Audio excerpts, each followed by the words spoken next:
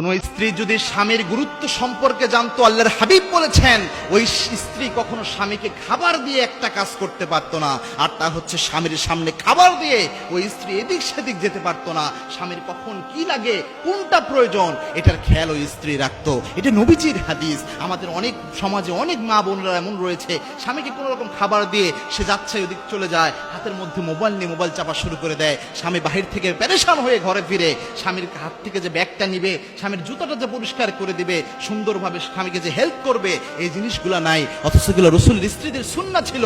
আল্লাহর হাবিব সাল্লাল্লাহু আলাইহি ওয়াসাল্লামের স্ত্রীরা এইভাবে রসুলকে সাপোর্ট দিতেন। এই জন্য স্বামী স্ত্রীকে সাপোর্ট দিতে হবে সর্বোচ্চভাবে, স্ত্রী স্বামীকে সাপোর্ট দিতে হবে, এবং একজন আরেকজনের জন্য পোশাক স্বরূপ হতে হবে। এইভাবেই একটা স্বামী স্ত্রীর সম্পর্কের মধ্যে রহমত আসবে, যেটা আল্লাহর কোরআনের ঘোষণা, ওয়াজআলনা বাইনাকুম মাওয়াদ্দাতা ওয়া রাহমা। এই স্বামী স্ত্রীর সম্পর্ককে আল্লাহ রাব্বুল আলামিন রহমত হিসেবে দিয়ে দিয়েছেন।